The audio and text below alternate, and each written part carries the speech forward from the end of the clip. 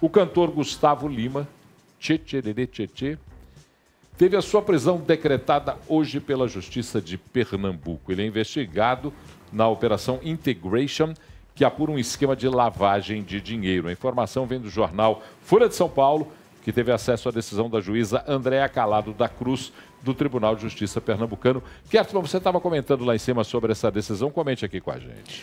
Olha, pelo que veio à tona até agora, os indícios, né, o que foi alegado e o que a gente sabe, o que já foi publicado a respeito da sentença que pediu essa prisão, a meu ver, é tudo muito frágil, é tudo muito sem sentido até.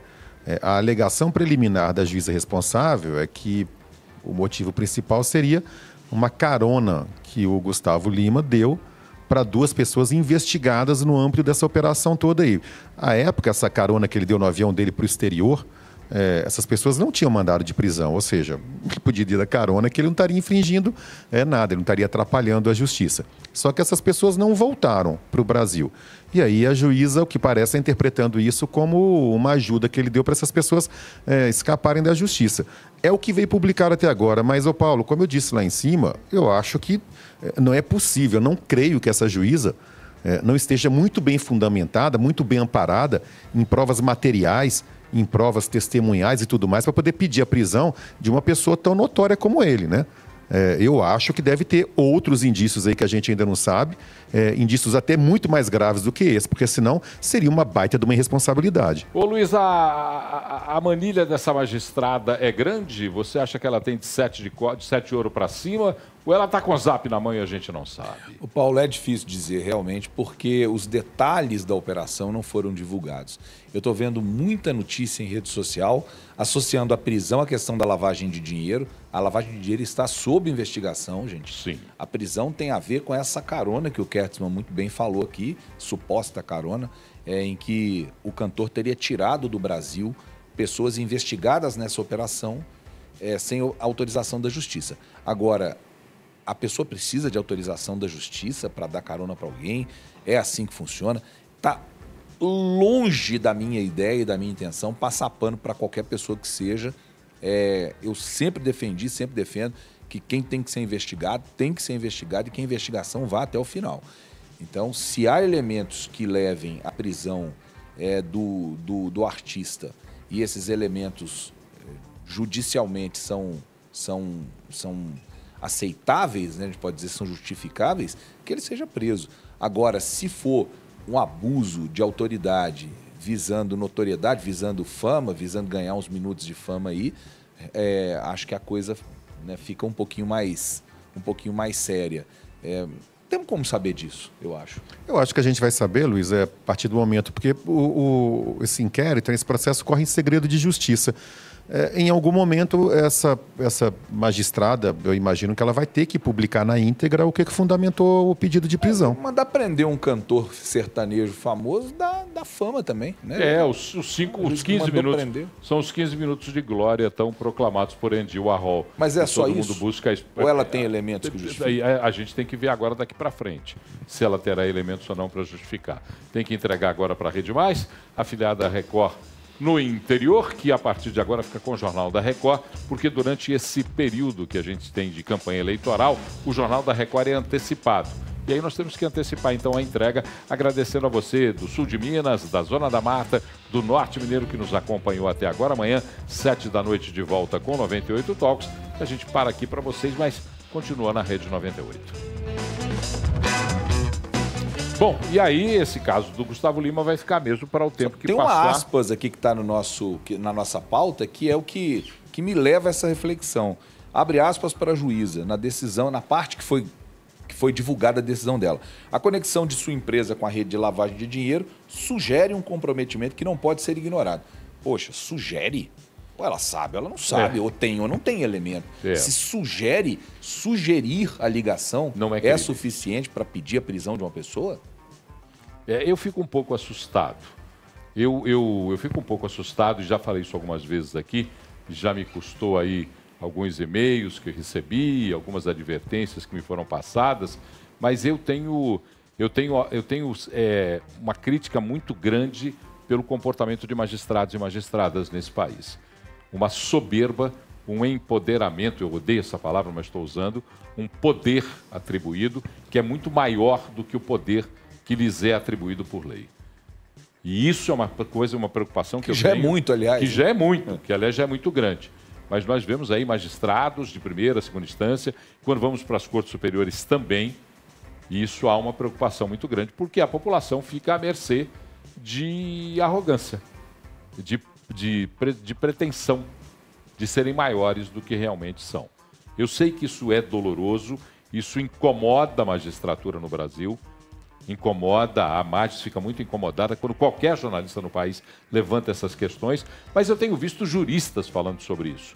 Mas eles devem ficar incomodados também quando os juízes se tornam influencers e se comportam como tal. Então, acho que é uma discussão justa, um debate justo e que tem que ser levantado. O juiz tem que decidir no âmbito dos processos, à luz da lei e da Constituição Federal e ponto final. O juiz tem que dar opinião, não tem que ir para microfone, não tem que aparecer, não tem que estar na televisão, não tem que nem dar declarações sobre processos que estão sendo investigados ainda, principalmente. Né?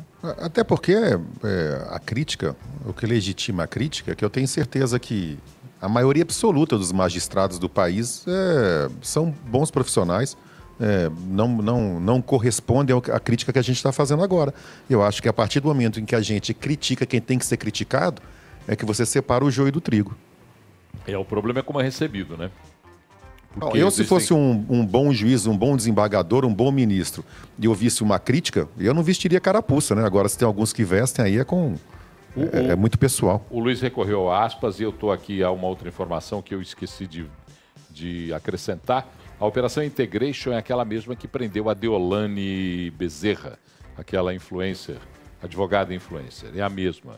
A Deolane, que agora já se descobriu, pagou R$100 para cada pessoa que foi tirá-la da cadeia lá, buscá-la na hora que ela foi liberada. Olha, Paulo, eu acho que a gente está diante, né, do início, aquela história do novelo, né? A gente está diante do início de um novelo que ainda vai se desembolar aí, que são essas questões todas envolvendo as empresas, né, as bets. Eu acho que ainda vai vir muita coisa pela frente. Eu acho que mais do que isso, Ricardo, é a importância, e aí não só para as bets, para produtos, para ações, para atitudes que estão sendo chanceladas por tais influencers. A preocupação é muito maior, na minha opinião, do que só um setor da economia. Paulo, a gente teve pirâmides financeiras, né? Que jogadores de futebol muito famosos fizeram propaganda disso. Mas o que eu falei desse novelo, eu estou falando especificamente as bets e talvez com repercussão bastante séria a esse projeto de legalização de cassinos no Brasil. Essa questão, para mim, ela tem muito mais do que isso. Acho que também tem isso, mas tem essa exagerada valorização de tais influencers que saem por aí falando de produtos, de soluções miraculosas, de jogos ou qualquer outra coisa que tenham aí prejudicado bastante tanto a economia como a saúde, até a saúde mental de muitos brasileiros que estão aí envolvidos nesses absurdos que a gente vê por aí. Verdadeiros absurdos que a gente vê por aí. Está na hora de acabar já? Você está brigando comigo? Por que não? Tem um candidato lá em São Paulo que uma pessoa morreu, não morreu? Não me lembro agora, ou quase morreu. Quando ele era influencer, ele resolveu fazer uma escalada a uma montanha. Ó. Ele pediu para uma paraplégica levantar a cadeira de rodas também e numa igreja, e ela também... É o mesmo candidato que a gente está falando. Será que é? É influencer, né? Um ex-influencer, agora é candidato. Coach, influencer, coach. Ah, meu Deus do céu. Eu tô louco para ver... Sabe o que eu queria ver no Brasil? Que as pessoas normais tivessem cada vez mais valorização. Há tantos seres normais nesse país que fazem tanto para transformar esse país e que não são valorizados. Chamados de professores, principalmente. Não, e tantas funções, tantas profissões. Existem arquitetos, médicos, advogados, engenheiros e uma série, um inúmero, pessoas comuns do povo que fazem muito para transformar esse país e não conseguem ter essa divulgação exagerada que coaches e influencers têm pelo mundo. Vale pra caramba terminar o programa com essa reflexão, né? Quem é que está influenciando seu filho, cara? Você tem que saber. Nós precisamos saber. Esse é que é o problema. Nós precisamos saber. Quem é que está influenciando Porque os nossos quando me filhos? falam em Deolane, quem é? O que essa mulher faz? Essa mulher faz nada. Ela não é nada. É uma advogada que ganhou fama porque o marido dela achou que sabia voar e morreu. O Luiz E aí Fernando. ela ficou viúva e ganhou fama, e foi isso. Essa é a influência dela. Aí, de repente, começa a vender produto, começa a virar ícone da moda e começa a virar uma pessoa com influência na sociedade a ponto de se envolver com o crime organizado e de crescer em cima dessa onda. Quer dizer, quem está influenciando os seus filhos? Tá me lembrando aqui o Mateuzinho, ela divulgou um remédio aí que tá todo mundo se entupindo dele. Ela foi uma das divulgadoras. Para emagrecer? Ela Paulo e divulgou, Luiz, o influencer com o maior número de seguidores do Brasil começou a fazer sucesso enchendo uma banheira de Nutella e tomando banho de Nutella. Bom,